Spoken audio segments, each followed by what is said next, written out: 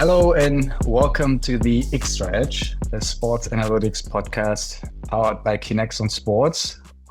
Like and subscribe to our podcast on your favorite or all platforms where podcasts are available. You'll find us on YouTube, Spotify, Apple, and many more. Or you can follow us on social media, Instagram and LinkedIn, to stay up to date with the latest in sports performance, technology, and innovation.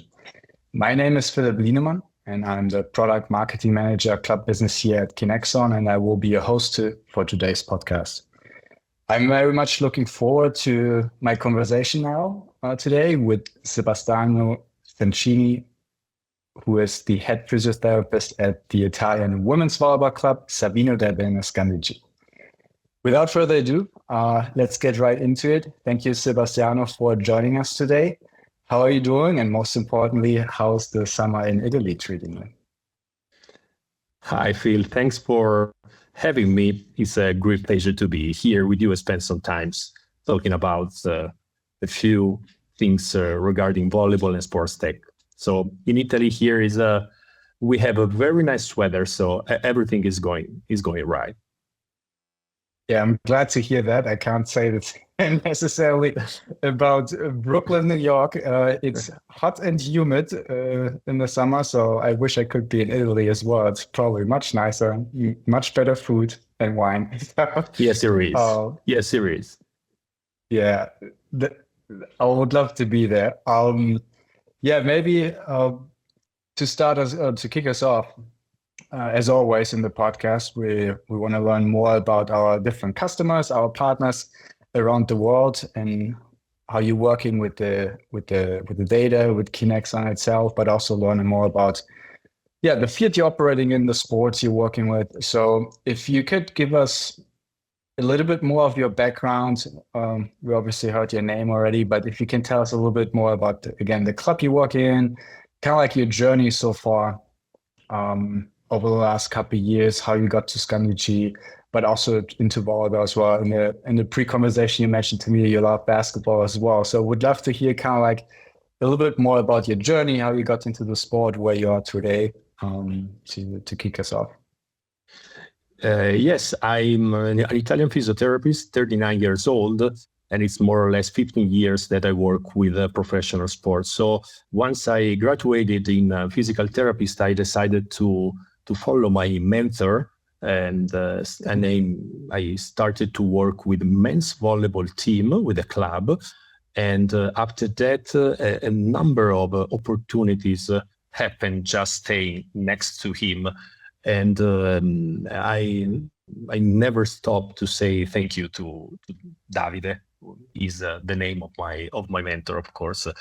And after 3 years with men's volleyball club, we had the opportunity to share an amazing experience, which is already on with the Italian men's volleyball national team. So I had the pleasure, the honor, the amazing opportunity to taking part of 3 Olympics games in Rio, Tokyo, and Paris with the men's team. And I had a little break from volleyball between, I would say 2012, yes, around maybe 7-8 years ago. I had an experience with professional basketball here in Italy with a very important basketball team. The name is Montepaschi Siena, is based in Siena, of course, and I had the privilege to take part of the Italian championship, of course, but the most important part was the EuroLeague, which is an amazing competition, which is an amazing league. And so I had the opportunity to work with senior professional basketball players, and at the same time with young players, with the entire junior section of the team. Once I finished with basketball, I get back with the volleyball team, and the next one will be my 5th season with the Savino del Bene Scandicci, which is a very important volleyball team, female volleyball team. So And from university background, I had my Bachelor of Science here in Siena. Then I completed my is a clinical master in sports physiotherapy, and then I had my Master of Science, which is a more managing oriented than clinical or sports medicine oriented. Yeah, so wide background and experience that we're hearing from. So a lot to learn. I'm looking forward to dive a little bit more into the conversation around the Olympic Games, how the summer treated you there. And also, maybe let's start with that question right away, because I'm coming from the basketball realm. So who is actually jumping higher, the volleyball players or the basketball players? Volleyball.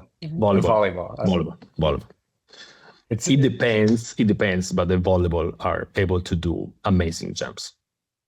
Yeah, so they probably could do a dunk very, very easily as well. Yes. Maybe not as fancy, but they jump very high. Yeah.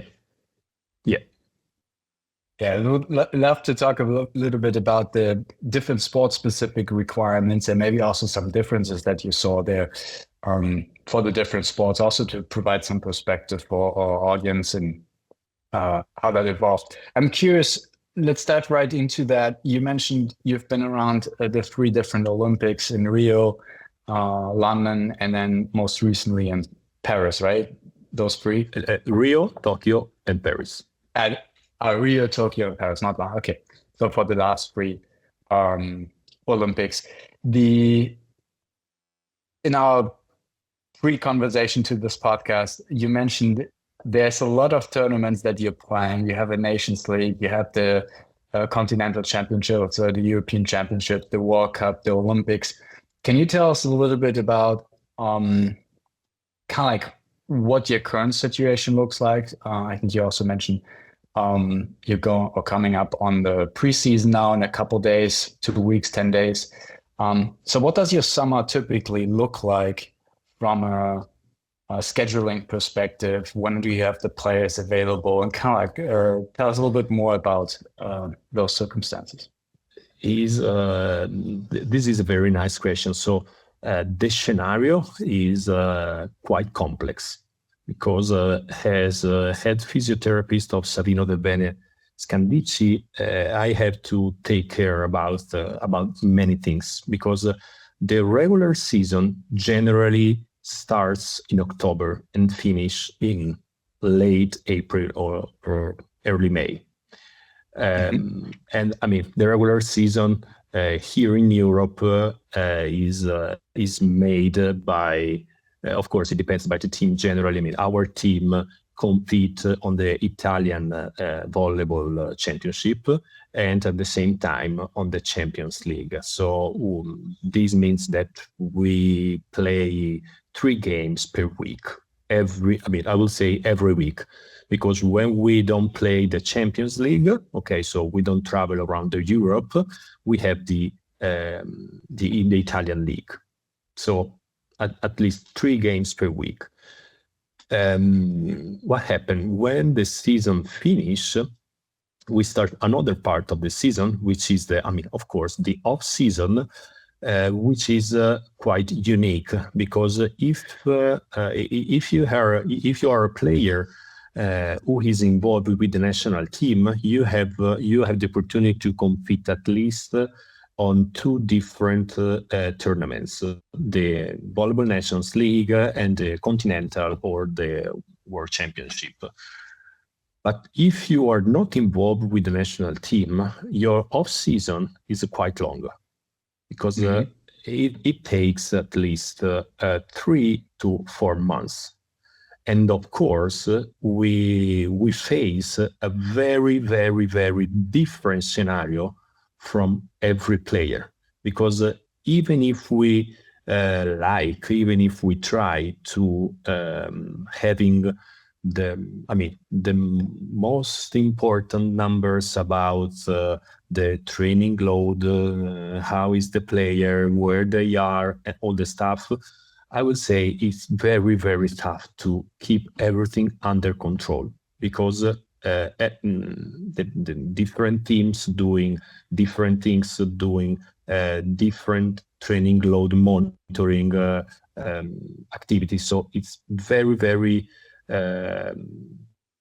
tough to be, all year long, I would say, in touch with the player, even because you, as a club,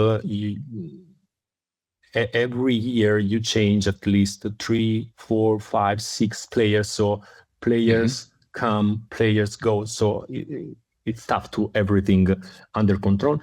And which is the most challenging situation is having a plan for every player.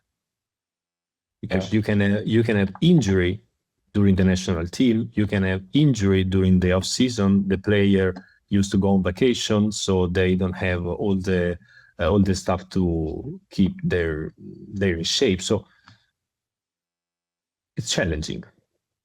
Yeah, no, definitely. What would you say for maybe kind of like the worst case scenario for some of your national team players? How many games in a season where you obviously at the regular season you mentioned the Champions regular League, season, but then we played 42 games last season. And then plus the Champions League and international competition, how many games? Around, I would say it depends by the player, but around 70 to 80 per year.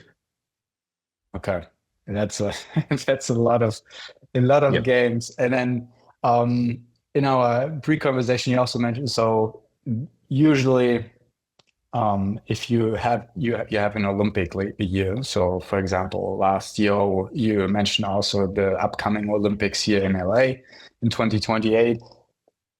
You're essentially ending the season, from what I understood, or the regular season. Then you're jumping in the early summer right into the Nations League. Then you have the Olympics midsummer, and then you have the World Cup, I believe, or like the Continental Cup in the late summer. What do you think about that? Like how do you feel from your perspective for the players, or like also what's your perspective on that as a head physiotherapist? Kind of like, where do you see the biggest challenge, maybe with how many days they have time off in between, and how do you manage that? So together with the club, we try to provide at least 1 week off between, every step. So by the end of the regular season and the beginning of the national team, the players used to have at least 1 week between the 2 tournaments of the national team activity, of course, and then at least 1 week off by the end of the national team activity and the club, the club activity beginning. And it's hard because athletes are first of all person, and I've seen many times athletes really, really from psychological point of view, from physical point of view. So their body need the recovery, but at the same time their mind need the recovery. So it's not easy for them. I think they need to be prepared to be very important or top athletes. That's the key point.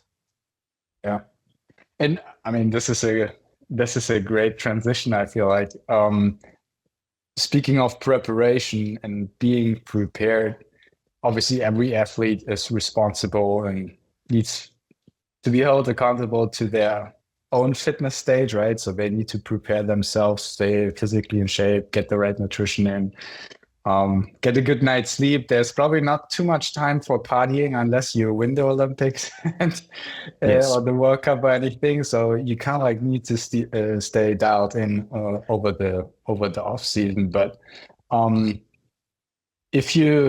always say, like, if you want to prepare for something, you also need to measure what you're doing, or kind of like keep track of what you're doing. So you know your current fitness state. and then you can either improve it, make any adjustments to it. How, during the summer with the challenges that you just mentioned, how do you do that? Are there like, I mean, you said yourself, you also work with the national team at some point. So in those cases, I would imagine if you work national team and the club teams, it's a little bit easier with the transparency between the people that are involved and kind of like staying on top of the players that you also work with at the club level. But what is the Italian national team, for example, doing, or what are other national teams doing while the players are gone? Are you in contact with those physiotherapists or athletic trainers and strength and conditioning coaches as well? Or kind of like, how do you kind of like keep tab on what they are doing and how they physically prepare them and work with them during the summer so that you have the most information as they come back and kind of like work with them? Because obviously they're not taking the KINEXON system with them. Like how do you keep track of all of that and how everyone evolves over those 4 or 5 months of the yes, we try to rise the level of communication. So as a club, generally, I used to talk with the national team physio, and at the same time, our doctor with the national team doctor, and the strength conditioning coach with the strength conditioning coach of the national team. And we try to, of course, we try to collect all the information regarding the athlete, but at the same time, we like to have a conversation or a meeting with the athlete, or online or in person if we have the opportunity in the middle of the summer. So just like this. Got it. And so obviously you guys are using KINEXON, working with the system there at the club level. What's your experience also on the national level? Is sport tech very much part of what you're doing in volleyball generally with the national teams and on the different club levels? So does everyone have something to actually keep track of the players, or would you say it's a rather new thing for most volleyball teams to actually collect data and inform more decisions and provide provide an objective perspective also to kind of like the subjective coach's view? Yes, I tell you these very practical tips. So at the beginning of the season, when we start the new journey with the player, we used to have like an history paper where we collect all the information provided by the player.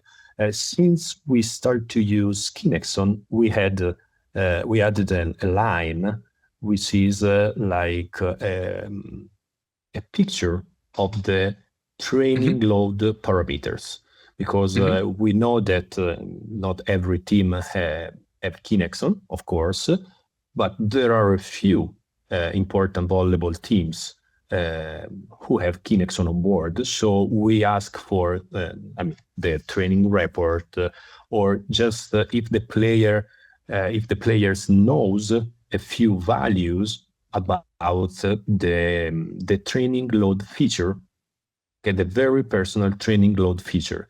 And these pieces of information are part of our history, because this is the starting point where me and the strength conditioning coach, we try to focus and we try to reflect in order to increase gradually the load, managing the load, thinking about a very personalized beginning of the season and all this stuff, but in a very, very individualized approach.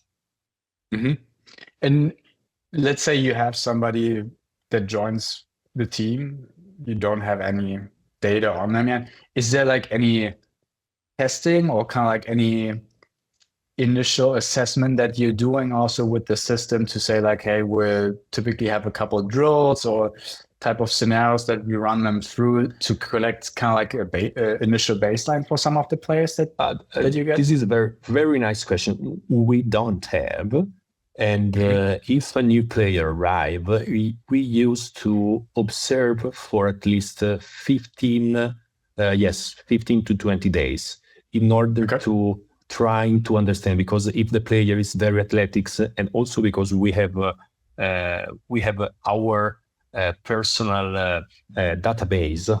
So we had the opportunity to saw the players and having the data next to the players. So if the player is very physical, is so athletics, we knew from the past, of course, if we had a very athletics player, what are the scores? And this is so important for us to having an initial idea of the features of the athletes. Of course, my point of view is more medical point of view. I'm more health oriented and not only performance oriented. But this is, I think, crucial in this period for volleyball. Yeah, I very much like that approach, kind of like bringing. You mentioned obviously the strength conditioning approach, the health aspect as a head physiotherapist, but then also the data aspect, and kind of like building an overarching player profile that has different data sources. So KINEXON, but then also different functional tests maybe, and different things that you're assessing to kind of like get a broader picture of what the athlete looks like when they arrive, and then kind of like also how they develop. What do you think would be the biggest challenge for you in volleyball with implementing the technology, I guess? Do you see a lot of players being hesitant about using valuable technology and collecting that additional data? Is that something that they need some guidance on, some explanation? Like, how do you manage that transition? How do you communicate with the players? And what kind of challenges do you maybe see with implementing that? Yeah, it depends. We used to push the positive side of know and taking information in order to protect the player and inform and the coaches about the situation and about what the player can do or what happened. And I would say that I think now, even though national teams, volleyball teams are growing up from sport technology point of view, there are not so many players that are used to work together with data. And we used to have a very, day by day talk about how was the practice, how was the jumps, how was the accumulated acceleration load, in order to talk about the data. Data is not only a bad thing to see, to talk, to discuss. No, it's part of our daily routine. So the more we talk, the more is normal for the players and for the coaches. Yeah. Okay. Yeah. I think this is also something I've seen with other sports. Obviously, creating the buy-in comes through education, talking about the data. What are we doing with it? Do you also see like this? Something that I've been hearing a lot. So curious about your experience in that realm. Do you have the feeling that a lot of players also are concerned about, could the data be used against me? You obviously already said hey, we're collecting this to help you to extend your career, to keep you healthy and playing. But have you seen that in volleyball too, that players are like, I'm not sure if I want my data collected? Is it used to negotiate? Yes. Yes, sometimes.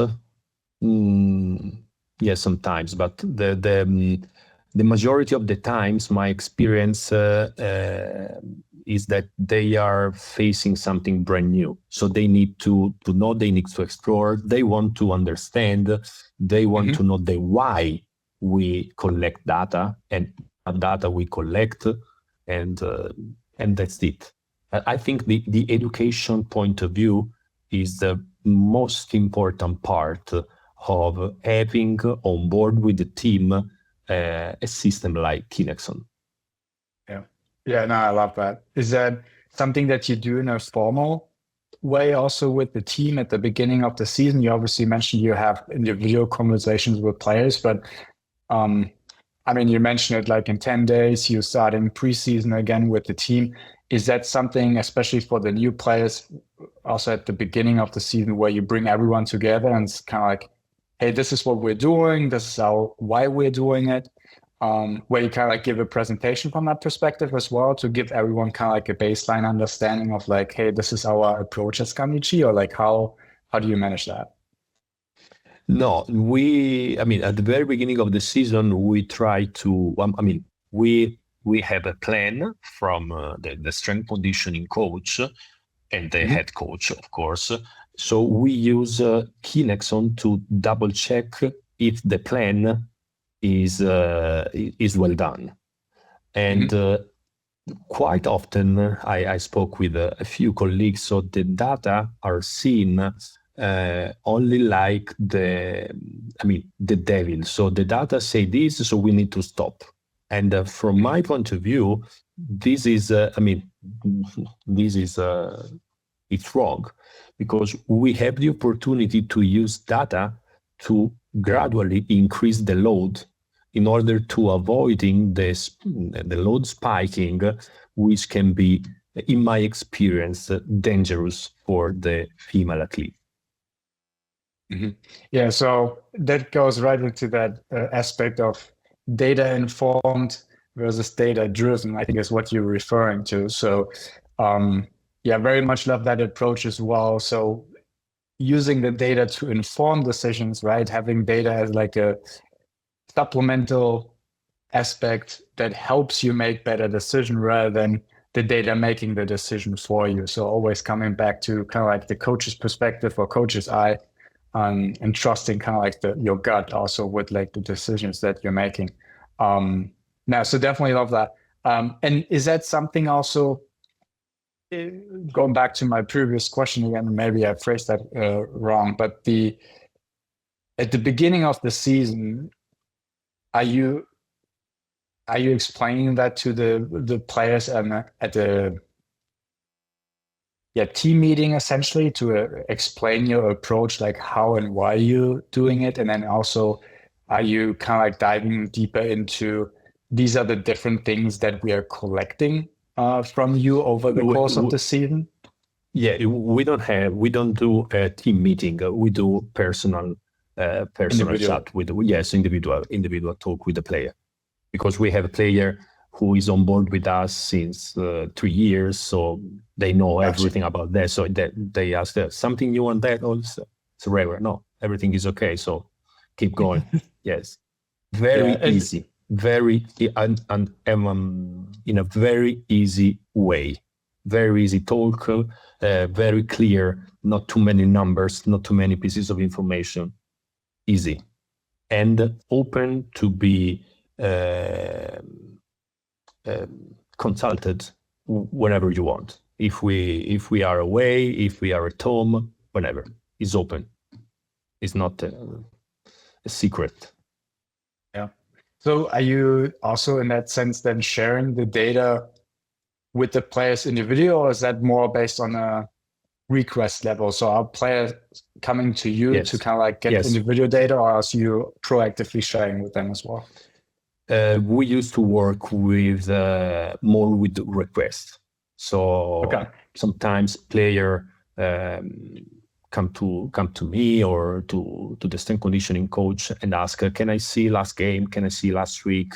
What about the height? What about the different parameters? So yes, it's different what we do with the head coach, of course, and in a very proactive way. So we have, KINEXON provide the amazing experience with the software. So we have our reports, so it's easy to print or via PDF, and we show to the coach what are the point where we need to adjust something, or we can reduce, or we have the opportunity to push a little bit more. Hmm. Yeah, let's dive right into that a little bit more as well as you mentioned that. What are kind of like the reports, or maybe what are also some of the metrics, if you're even communicating any of the metrics in that sense, or if you provide more like an executive summary for the coach? What are the things that you're looking in specifically with your team, but then also what are the things that you're communicating to coach? Are you providing him with a report? Are you more providing a summary for him? Are you talking about specific metrics? What does that kind of like look for you? Yes, we provide a summary. We Okay. provide a summary, and so we first analyze the data, and then we see if there's something connected to what we have to say to the head coach, but in a very, very easy and quick way. So easy. And of course, if we have a problem, or if we have an injury and we need more time to make the plan, to present the plan, to show what's going on or what's wrong. So of course, we need extra time. We ask for extra time. Yeah. And what are some of the metrics, if you can share that, if it's not confidential? Yeah. So what are some of the metrics you're looking at? We daily collect the jump, the number of jumps, the jump height, and the accumulated acceleration load. And last but not the least, the duration. Because in Italy, with volleyball, we have the opportunity to keep the best on during practices and games. So we have all the data. We have all the data about the games, about the practices, everything.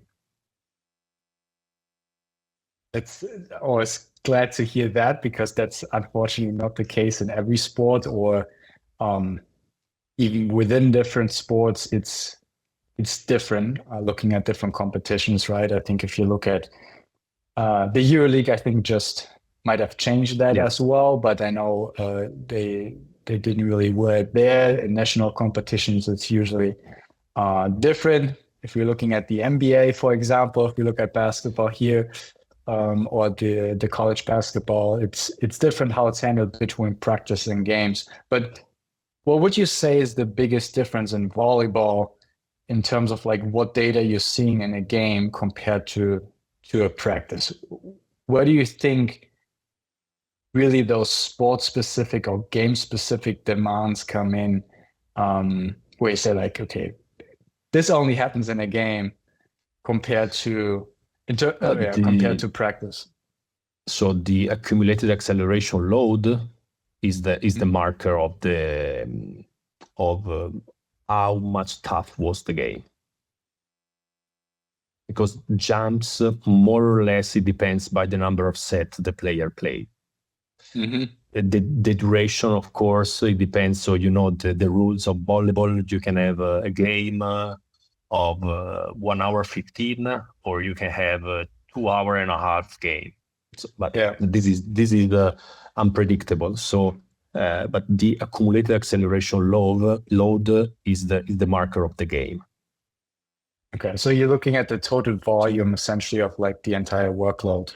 That you have. But also if you dive into the accumulated acceleration load per minute, so you are able to see the intensity of the games. Yeah.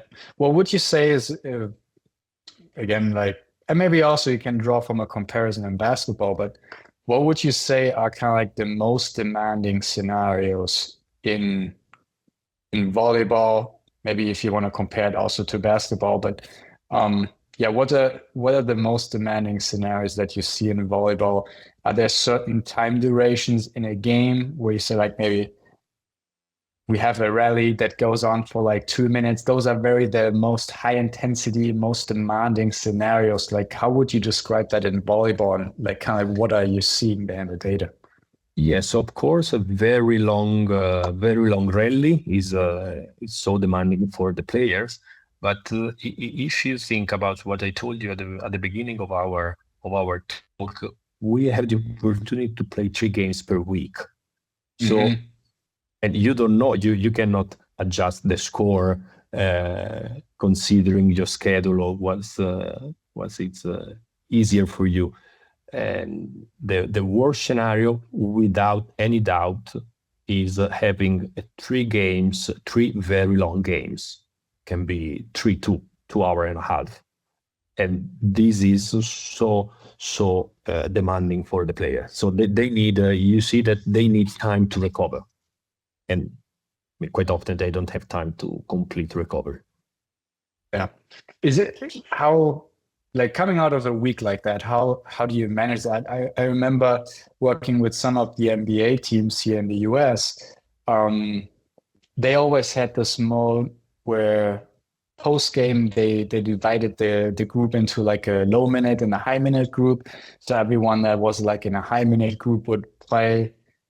Whoever was in a high minute group who played a lot would kind of like just go through some medical, do some stretching, maybe a little bit lifting the next day. So very light work, obviously get the recovery in. But then also the players that didn't play as much, they would kind of like have a replacement practice, if you want. So would play against the coaches to get the equivalent load in the next day. Kind of like, how do you manage that in volleyball with your team coming out of a strenuous week that you just described?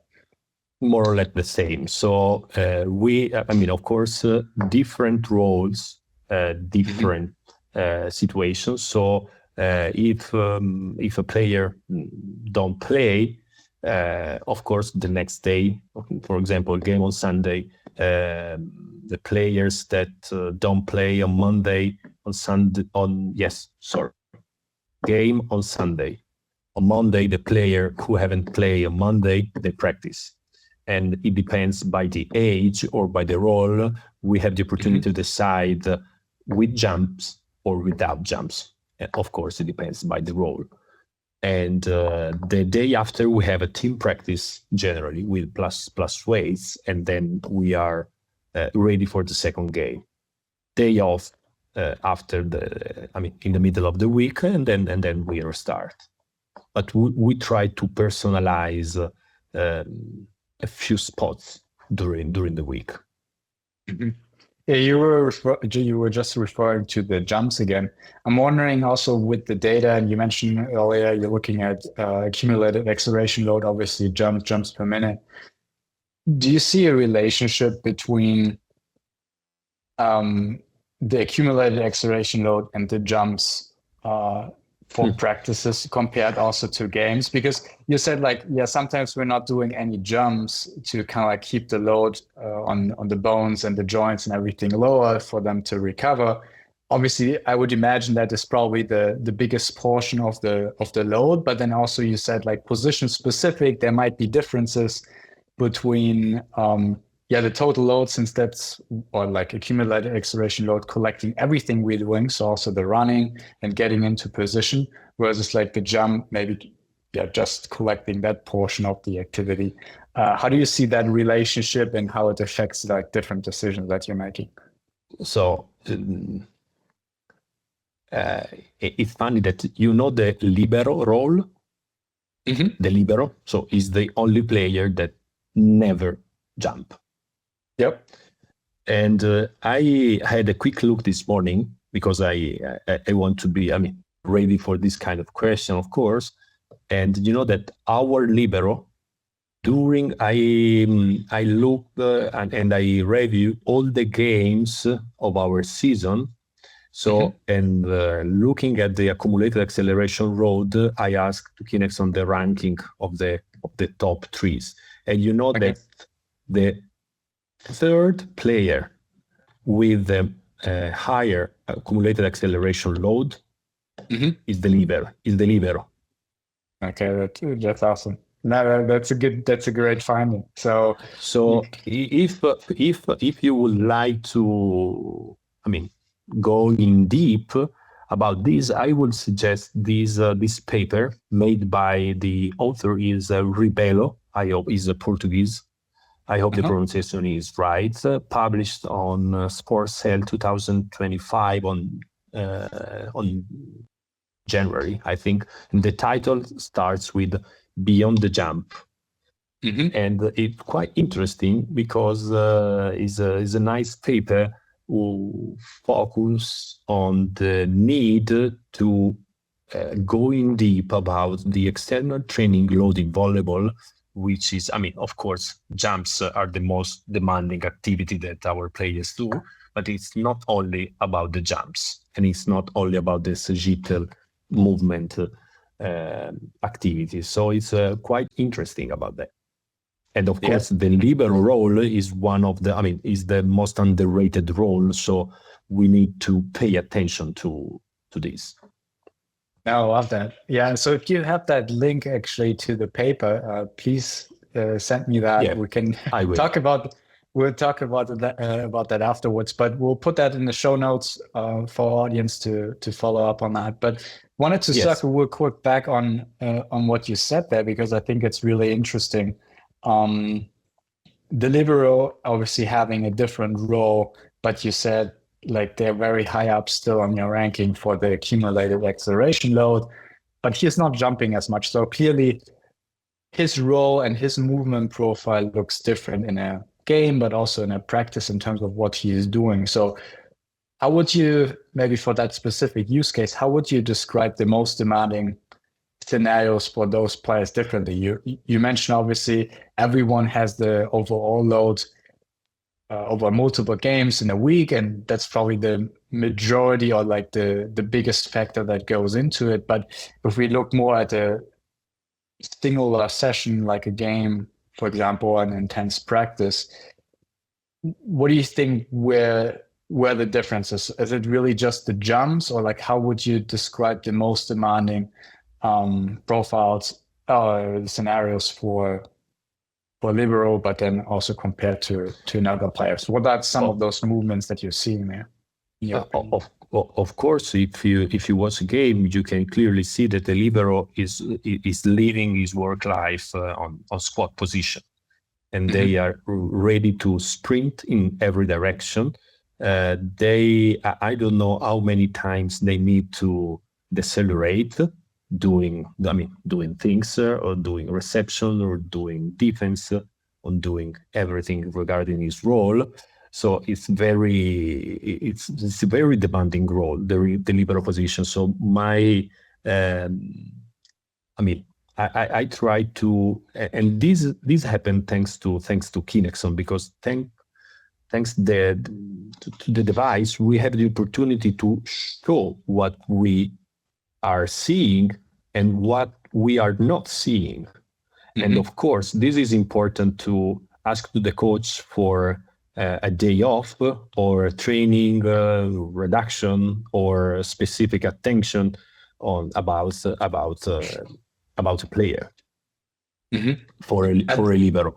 For every other athlete, of course, we need to take care about the number of jumps, but not only what happened today or what happened yesterday, but in a more longer way. So because if we ask to the coach, to the teammates, to everyone, how was the practice of today? I think everyone can understand. But if you ask, how was yesterday? I think a few answers are modified by a few bias. But if you ask, how was 5 days ago, 10 days ago? It's not easy to remember and to know how was. And my main focus is to take care about the fatigue and the cumulative way and the cumulative aspect of the sum of day by day activity, which is crazy. Are you? A typical concept in that regard would be the acute to chronic workload ratio.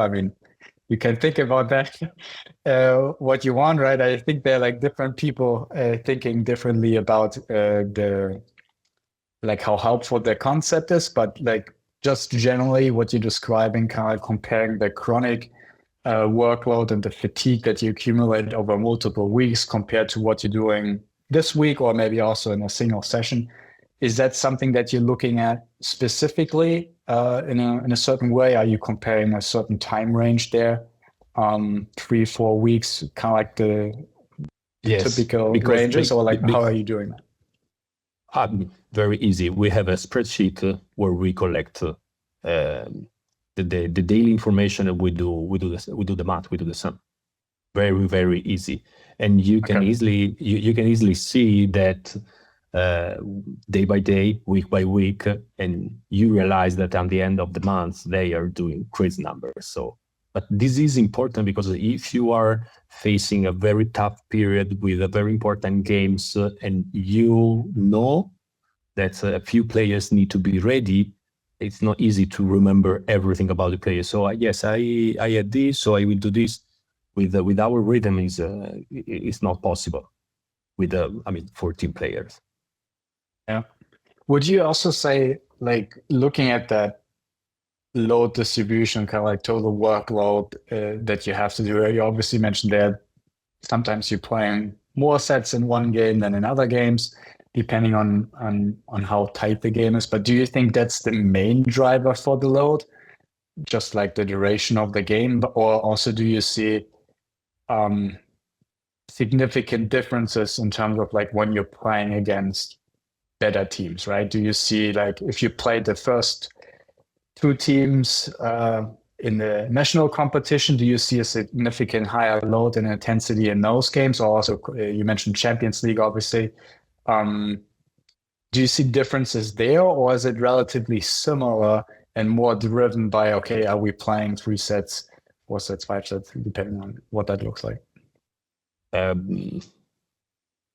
This is not an easy question. So I think the best way to answer is that the more apart the score can be 3-0.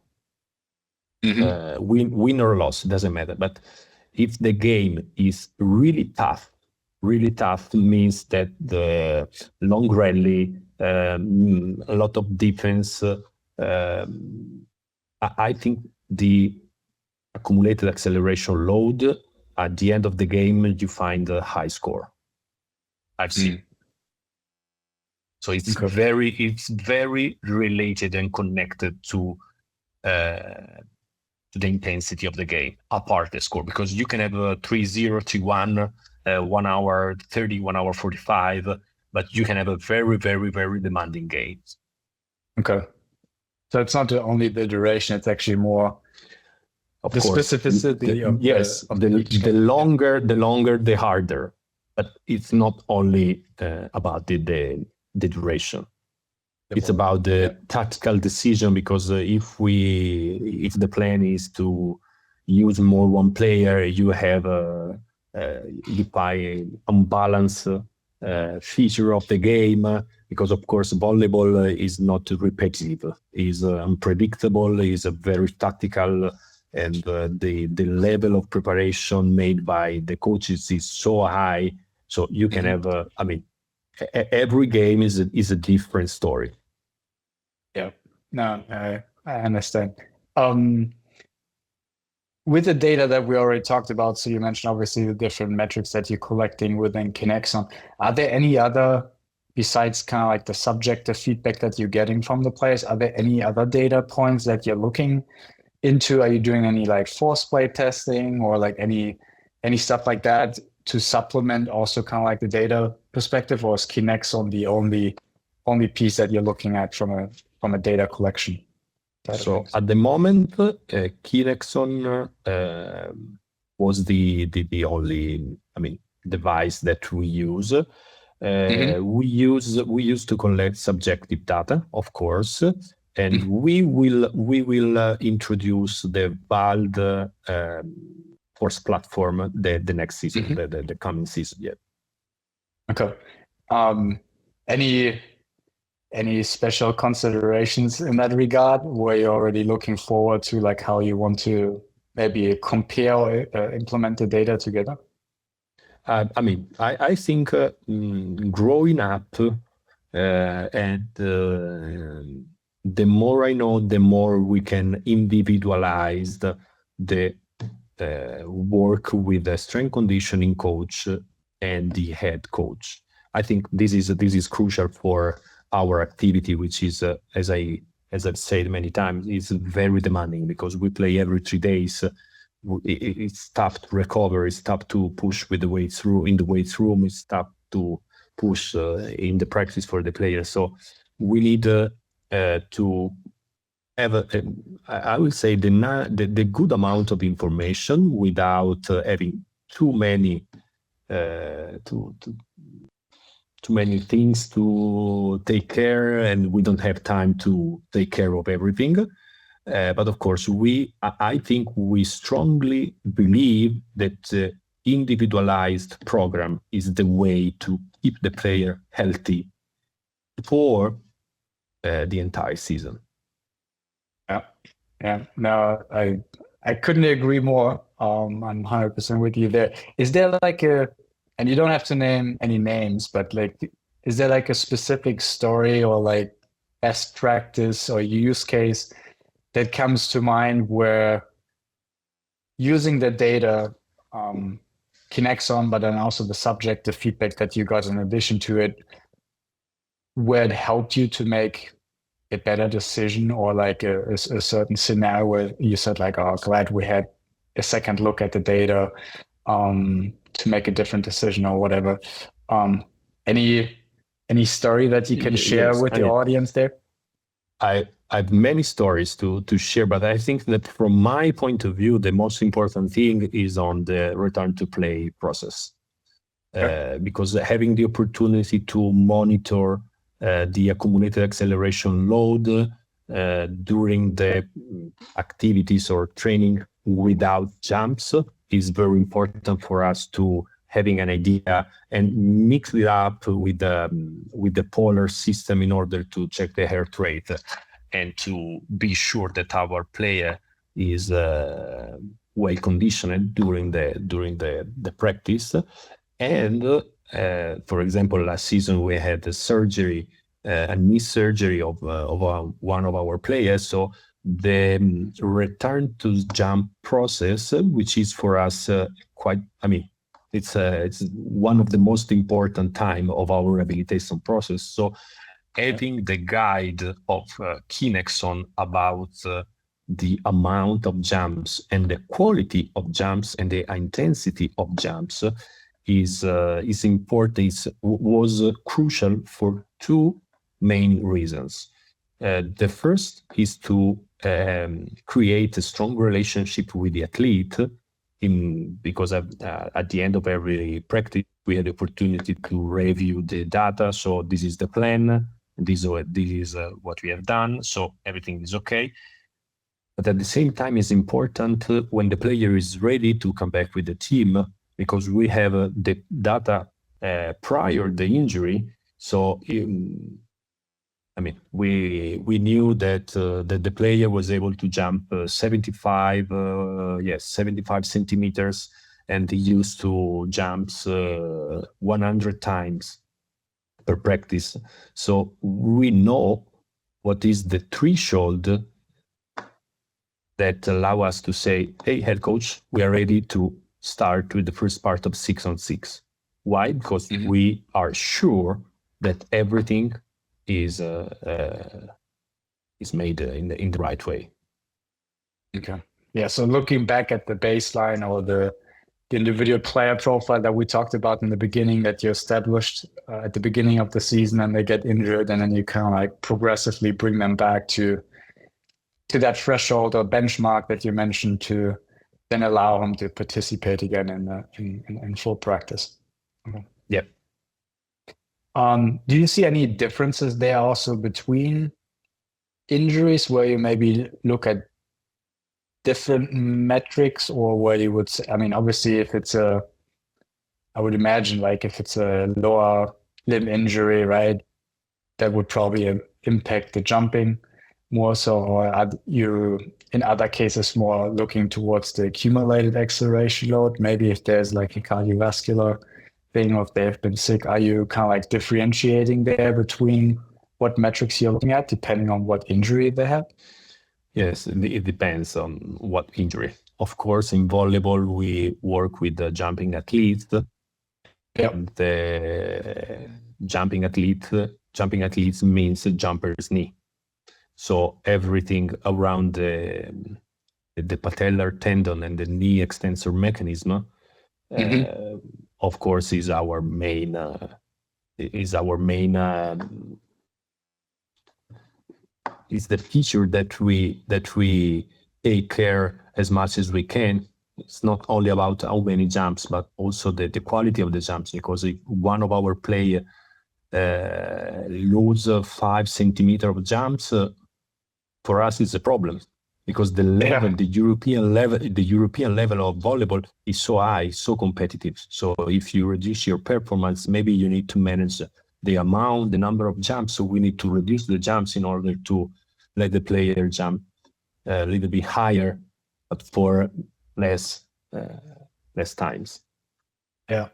So managing the intensity, or as you said, I really like the way you phrased that, the quality of the jump over the quantitative output. So if you can give us 50 really, really good jumps where you get to your peak performance or to your max jump height, to like 95, 98% of your jump height, probably is more helpful for us than doing 75 or 100 jumps that are just mediocre and maybe are only in the 70 to 75%. Because likely in those, I would imagine we may be losing a point because you get blocked. Whereas like if you get to your 95, 98% of max jump height and you can really attack well, you actually make the point because you jump higher as the opponent. So I really like how you phrase that from a quality over quantity perspective, which is probably true in many ways, or in other cases as well. Where do you see things go in volleyball? And I mean, you can also take a general approach in sport with the sport tech, but where do you see things go in volleyball specifically with sports tech? What would be the next step? Or like, also, let's phrase that differently, actually. Where do you see the future of the sport go in terms of sport tech? But then also at the same time, what do you wish, what would you like to have? Let's say it that way, as a next thing. I mean, I think for me it's important having a right amount of information about the lower limb, but at the same time of the upper limb, because shoulder is the dominant shoulder is so important for the volleyball player. So I think we need to improve in that way, having the opportunity to easily collect information around the shoulders. We have the opportunity to do something like that indirectly, not directly, using our scouting guys, because they are able to help us with these pieces of information. And I wish to find an increasing number of colleagues, strength and conditioning coaches, head coaches, so educated, informed, and so open to the data. Because data, I think, this is a personal opinion, can make the difference. I really believe this. And it's not only a signal to stop people, because too many times data are seen like the data, the number is this, you need to stop. That's, I think, as I told you, this is a mistake from my point of view. Because data, if you measure day by day, you are able to, I would say, control, but you can increase the control of your activity, I'm sure. But of course, I need the cooperation and collaboration of the entire team. Yeah. With that specifically, like so you mentioned two things there. One, the education and kind of like raising the level from an educational perspective on how we use data, but then also on the other hand, as a specific example, looking at lower limb versus upper limb. So two follow-up questions for you there. One, with the lower and the upper limb tracking or evaluation, or however you want to call that, have you seen any technologies yet that cover that? Or is that something that you see as like completely new where, it's an open field here? No, I never seen any kind of technology about the upper limb, and I've never tried nothing. But I think, for us, it's important to counting the number of jumps, but at the same time, it's important to counting the number of spikes. The dominant shoulder. Yeah, this is important because if you have a shoulder problem, so it's exactly the same. So we have a nice talk about jumps, cumulative acceleration load, but for the upper limb, it's exactly the same. We change only the name of the joint, but it's exactly the same. And I think what's the second part of the question? No, I only asked the first question. The second question was due towards the educational part. But I was wondering how you would track just the upper limb, lower limb thing. I think what you said just was interesting with the. I think having an idea of the spike counts with a very light device by camera. I don't know. I need someone more prepared to help me, because of course everything around the shoulder can be bothering for the player. So something that it's easy and non-invasive for the player, but are able to detect the number of spike and the speed, of course, the speed of the upper limb. And for the lower limb, I think that now KINEXON is is the best. The best because we have even if we have the IMU system, but we are able to provide a very, very, very high quality rehabilitation, return to play process, and training load monitoring of our athletes. I'm sure 100%. I've tried many systems, but KINEXON for me has a very good interface with the software, so it's very easy to use, very easy to be. So if quite often we show the monitor to the player, and the player are able to understand immediately what we are talking about. So the visual interface so easy to understand by everyone. Yeah, the ease of use. Now I'm obviously glad to hear that, because then we're doing something right. Thank you for the feedback. Really appreciate that. That's obviously great to hear. Going back to just what you said there for a second again, I think it's really interesting because it plays to what you said earlier too. I think with the sensor-based tracking that you're doing right now, you're getting a good idea, obviously, of the volume and intensity of the jumps. Now you could argue a lot of the jumps, but not all, could correlate to also upper body movement, right? With the arms, with the spikes. Obviously, there are other jumps also that are related to blocks, so that's obviously a different motion. So you could probably get a rough estimate just based on the jumps that you're doing on how many upper body movements that you're doing as well. But then going back to a point that you made earlier, it's also not just about the quantity, but about the quality of the movement. So identifying and evaluating the intensity of a block, or more importantly, even a spike, because that's where you have that rapid follow through with the arm and through the shoulder. It's very interesting. I think there are some technologies out there, and something that we are also looking at KINEXON in the basketball space is with computer vision. So using video-based tracking tools And I know there are other technologies out there that even look deeper into the biomechanical aspects of it. So really looking at different segments of the limb and how the acceleration and speed of those happen. So I would imagine there's probably a good space in volleyball where people could look at that, and maybe that's also something we will evaluate in the future. But that sounds like a very interesting aspect for sure. So I appreciate you sharing that. Especially for the development of the young players. So they need a very dedicated attention during the adolescence. So I think this can be very, very, very useful in that people.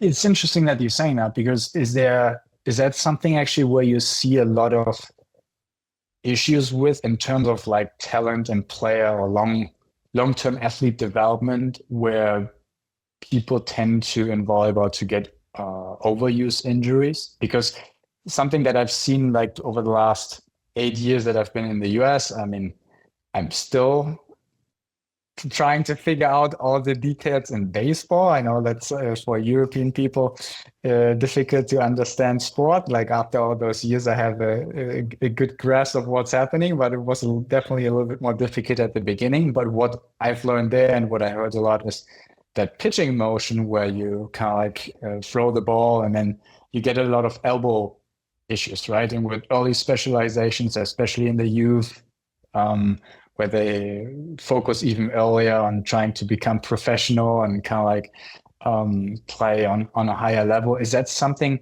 that you see in volleyball with youth development and early specialization as well, that the earlier they specialize, they tend to get more problems with the rotatory cuff and their shoulder? Yes, rotator cuff, low back pain, knees are really affected on the young players, men's and female, both. Yeah. And maybe I don't know the training. The training feature or the different physical level. Of course, if you are under 14, under 15, you have the opportunity to play on the same team, but with a very different teammates by biological age. And of course, this can be challenging for your body if you want to compete at your best. So I think, a junior team has a special place in my mind. Because I think the technology now can really, really help to shape their future. Because if we talk about a very professional athlete, it's not easy. Trust me, it's not easy to change something on the biomechanical motion during the spiking, during the approach, during the reception. Just because we have seen something on the data. It's not easy, because if we work, we have the pleasure and we have the opportunity to work with the most important athletes in the world. So they know how to play volleyball, they know how to play basketball, they know how to solve a very difficult task. But if you work with the young player, you have the opportunity to give them the best in order to be good, but at the same time doing the things good in weight room. And I think the technology can be crucial if we extend everything around the body motion within the weight room. But I think, and I hope the future will be like this with the technology in sports. Yeah, you're saying something really important there. I think obviously the resources that we have on a professional level are different than in youth sports, but looking at the whole concept of sport and player long-term athlete development, it seems even more crucial to also invest into youth sports, and not necessarily saying that we need to provide all the technologies there as well. But I think going back to your point that you heard earlier, from an even at least educational perspective, right? Because even if it's at the beginning that you're counting the jumps, you're getting some objective data. And even if there is some subjective flaws to it because you miscount or whatever, but you at least have some reference on what you're doing, and if you're educated on that aspect of like volume, intensity, and how you structure training and how you prioritize it, it helps you maybe avoid some of those issues, especially in youth development. And just being more conscious, I think, is what you're also saying about what are we exposing our youth athletes to, with in mind we don't need to compete and be our best at 14, but we want to set them up for a long, healthy life, and then also being able to compete once they go professional and don't kind of like burn them in the early stages. And another thing is that we need to use, I think this is my opinion, we need to use the technology to increase the knowledge about few topics. But we need to keep in mind that when we try to translate what does the research say into the weights room, we generally use data from male, because I work with female athlete. So yep. the data regarding the female athlete are, I try to be kind, are not enough. So when we use data and we try to translate something, read on the literature, generally make a mistake, because we use the data collected on male population and we try to use this data with female population. I don't think, I think we can do something better. But of course, we need time, we need research, and we need technology to perform high-level research, I'm sure. Yeah, very, very good point. I'm sure it's not only in volleyball, but I mean, we've seen it across all sports that research in female sports is unfortunately heavily underrepresented, and it's almost another topic in itself. We could probably talk for a long while. Because it's so important. And I know like there has been some project that we've been working on at KINEXON also with the cycle tracking and being more specific on how that all affects also practice and availability for games and practices. So it's definitely another topic I think we need to do more work on, also from our technology side, on how we can customize different aspects of the data that we're presenting, thinking about, for example, thresholds, and obviously a jump threshold or an intensity threshold for accumulated acceleration load should probably look different in a volleyball use case for women than it looks for men. So being conscious about that and trying to do more research in those different areas. So we have some starting points there, but I definitely hear you also that that will be a big part.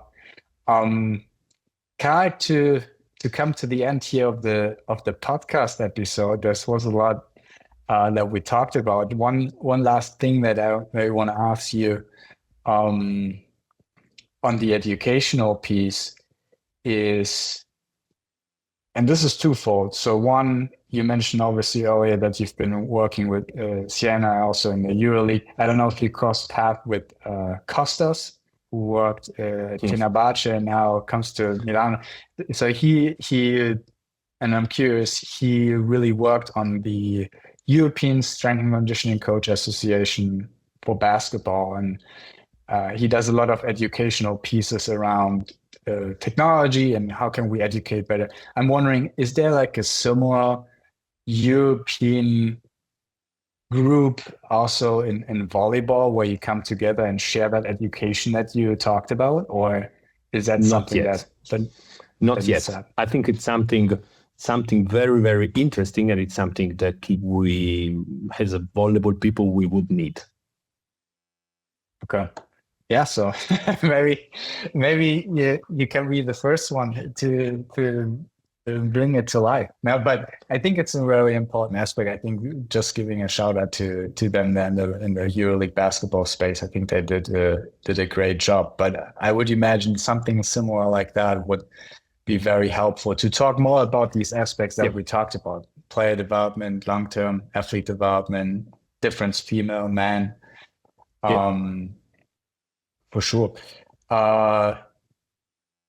So now really last question for you. If you mentioned your mentor, and maybe we can bring him on the podcast, but do you have anyone that you would recommend bringing on the podcast that would be interesting to talk about, learn more on the volleyball space that you can recommend for our audience? I mean, from sports technology point of view, me and my team are on board with KINEXON, thanks to one person, which is Vanni Miale, which is the strength conditioning coach of the Vakit Bank Istanbul Volleyball Club. So that's my name, because he was the first to introduce me about KINEXON, about the data and volleyball. So was that's my name, Vanni, no doubt. Well, definitely reach out to him. Yeah, that he came up already in some of the conversations. We'll have to follow up with him on doing something. What would be so he recommended apparently KINEXON to you. What would be something that not KINEXON specifically, but for anyone starting out in the field, what would be something that you would recommend to people doing when they start out with the sport? Sometimes when I have some doubt, I call and I speak with two people. The first one is Matteo Paniti, which is the strength conditioning coach of the men's basketball national team of Italy. And his assistant, Tibiletti, Emanuele Tibiletti, is the guy who is working with the data. Yeah, well, maybe we can find them on social media. Put the names in the show notes as well for anyone interested to connect. And with that, I'm coming to the final question for you. What's the best way if people want to get in touch with you, if you're open to that, to connect with you, ask any more questions that they might ask if they want to? Are you on social media, or like what's the best way to get in touch with you? Not really. The best way is email. So my email is cencinisebastiano86@gmail.com. I appreciate it a lot. We spoke for a while. I feel like we could have gotten even deeper into the topic and even speak for a little bit longer here. Really appreciate you, Sebastiano, taking the time today, speaking with me about your experience over the years and how you use data at Scandicci. And I want to give you the final words. So thank you so much for the invitation. Thanks to KINEXON for the support with the team, and thank you again for having me. I appreciate it. Yeah, thank you everyone for tuning in. And as we said in the beginning, follow us on social media, Instagram, or also LinkedIn, or subscribe and follow our podcast if you want to learn more about sport technology, innovation, and sports performance, and how KINEXON can help you. Until next time, Sebastiano and Phil here from KINEXON. Thank you, everyone. Ciao.